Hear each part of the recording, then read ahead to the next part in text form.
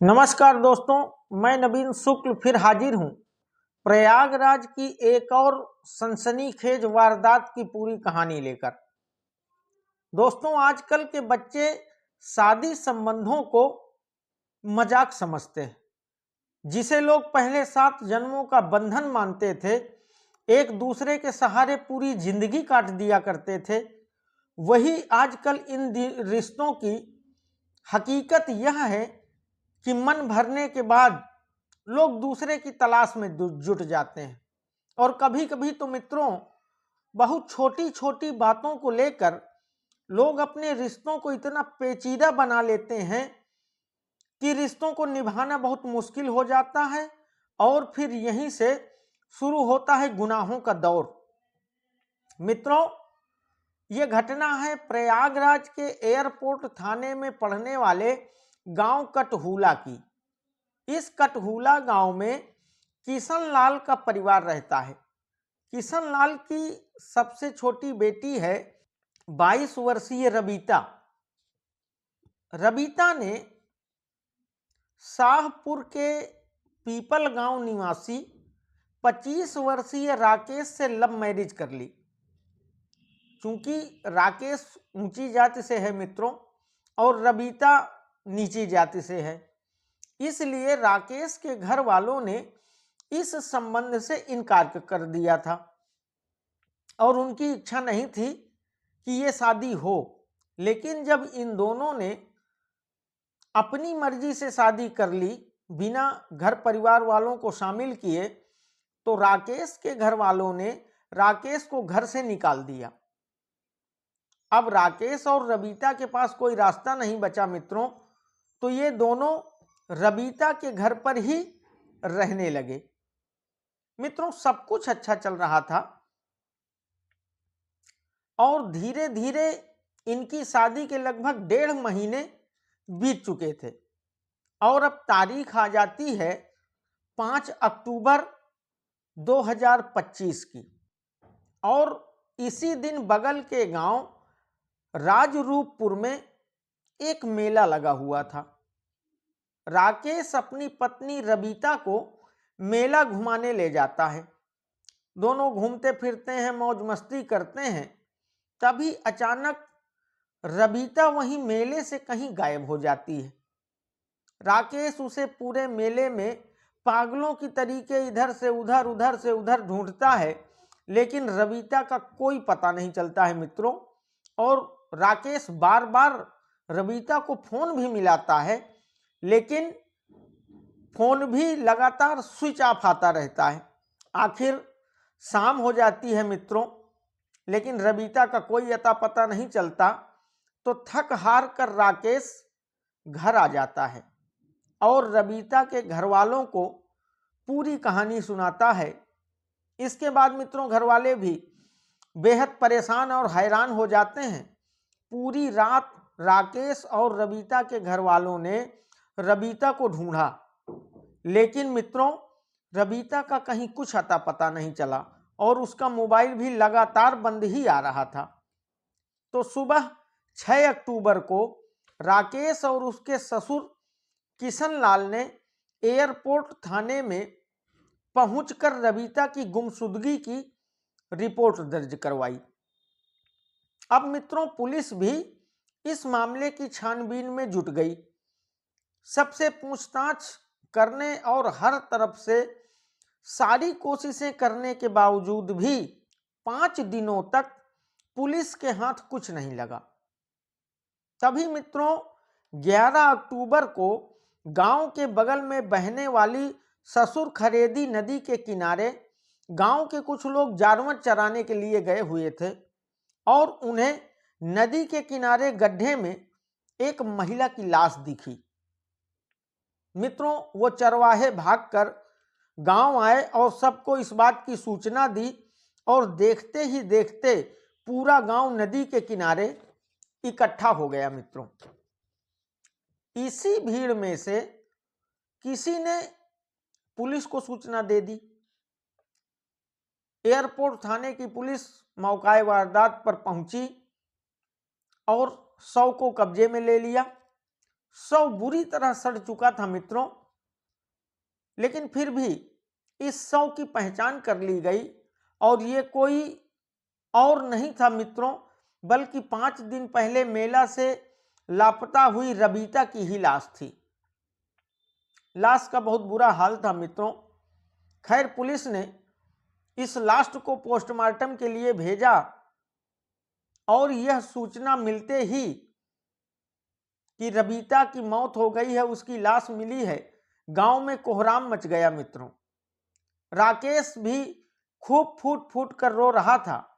Police इस मामले को हत्या का मामला मानकर ही जांच आगे बढ़ाती है और किशन लाल से पूछती है कि तुम्हें किसी पर शक है क्या? कोई तुम्हारे गांव में ऐसा व्यक्ति हो जिससे तुम्हारी लड़ाई दुश्मनी रही हो, या कोई ऐसा व्यक्ति हो जो तुम्हारी बेटी को क्षति पहुंचा सकता हो, उसकी जान ले सकता हो? तो मित्रों, किशन लाल ने साफ साफ इनकार कर दिया कि ना तो गांव में उसकी किसी से कोई लड़ाई है, न दुश्मनी है, और ना ही उसकी समझ में कोई उसके साथ ऐसा घिनौना कृत्य कर सकता है। तभी मित्रों, पुलिस को पता चला कि राकेश और रबीता की शादी अभी 1.5 महीने पहले ही हुई थी और ये लव मैरिज थी। राकेश के घर वालों ने रबीता को बहू स्वीकार करने से इनकार कर दिया था और राकेश को अपने घर से भी बाहर निकाल दिया था। अब मित्रों, इस बात की जानकारी के बाद पुलिस को लगा कि कहीं राकेश के घर वालों ने तो इस घटना को अंजाम नहीं दिया, कहीं उन लोगों का कोई हाथ तो नहीं है इस घटना में। अब पुलिस राकेश के घर जाती है पूछताछ के लिए मित्रों। वहां सबसे पूछताछ की जाती है, लेकिन वहां भी कुछ पुलिस के हाथ नहीं लगता है। अब पुलिस ने परेशान होकर रबीता के नंबर का CDR निकलवाया तो पता चला मित्रों कि आखिरी बार रबीता की बात उसके पति राकेश से ही हुई थी। पुलिस ने मित्रों राकेश को पूछताछ के लिए बुलाया, लेकिन राकेश बार बार यही कह रहा था जो उसने अपने ससुर से आकर पहली बार कहा था कि वो मेले में मुझसे ये कहकर चली गई कि तुम 1 मिनट रुको, मैं कुछ जरूरी सामान लेकर आती हूं, और फिर वो दोबारा लौटकर ही नहीं आई। लेकिन मित्रों, सवालों जवाबों का दौर राकेश और पुलिस के साथ चलता रहा और इसी बीच राकेश के कुछ जवाबों से पुलिस को शक हो गई। पुलिस को लगा कि कहीं ना कहीं इस पूरे मामले में राकेश की भूमिका जरूर है, इसको सब पता है, ये सिर्फ बन रहा है।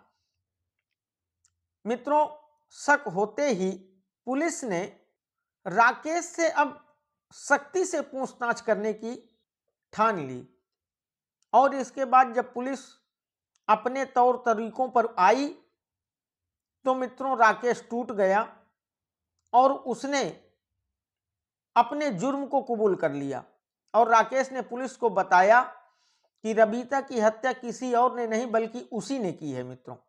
अब मित्रों, पुलिस ने हत्या की वजह पूछी राकेश से तो राकेश ने बताया कि शादी के 1 महीने तक तो सब कुछ ठीक ठाक चल रहा था। इसके बाद रबीता छोटी छोटी बातों में झगड़ा करने लगी और ससुराल वालों के सामने ही कई बार उसकी जबरदस्त बेइज्जती की। ये लगभग मित्रों धीरे धीरे रोज का ही सिलसिला हो गया था और रबीता अक्सर कहती थी कि तुम कुछ दिन रुक जाओ, मैं कुछ दिन बाद तुम्हें भी छोड़ दूंगी। राकेश अपना घर परिवार सब छोड़कर इसके साथ आया था मित्रों और रबीता ने उसकी जिंदगी को नर्क बना रखा था, तो वो भी बेहद परेशान हो चुका था।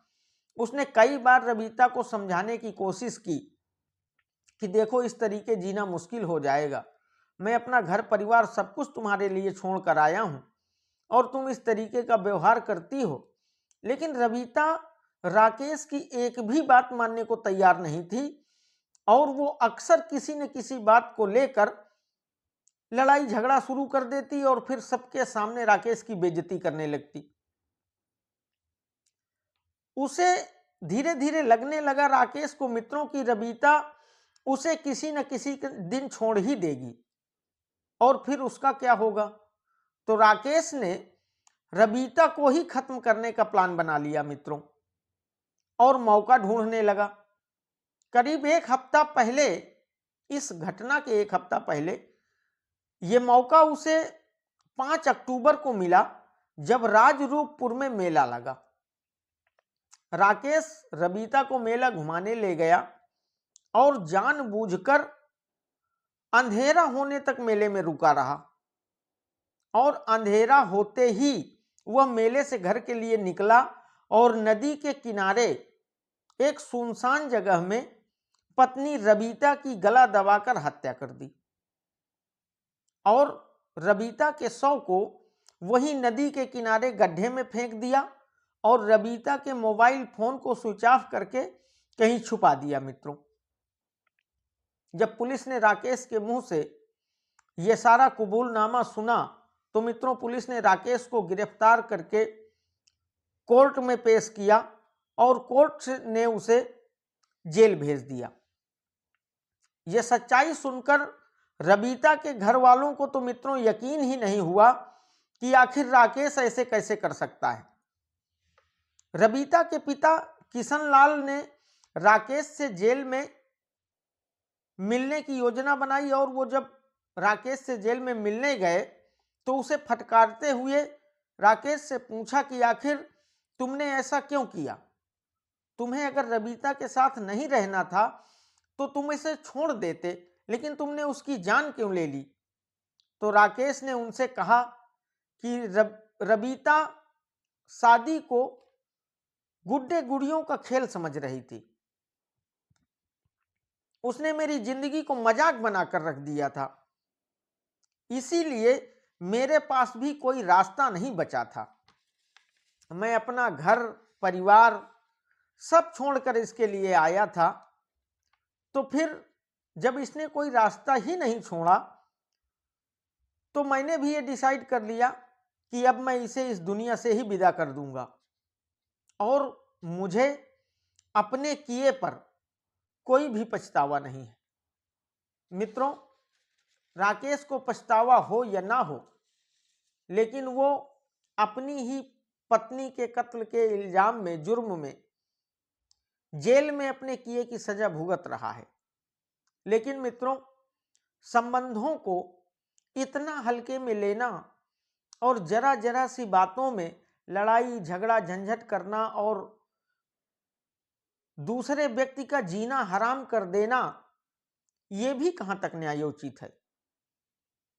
और उस व्यक्ति को तब ज्यादा बुरा लगता है जब वो किसी के लिए पूरी दुनिया से लड़कर सबको छोड़कर तुम्हारे साथ आया हो और फिर तुम ही उसका जीना हराम कर दो जरा जरा सी बातों में। तो स्वाभाविक सी बात है कि व्यक्ति को बुरा तो लगेगा ही। और इन्हीं सब चीजों का रिजल्ट निकल कर बाद में ये आया कि राकेश ने रबीता की हत्या कर दी। तो मित्रों, ये थी प्रयागराज के राकेश और रबीता की पूरी कहानी।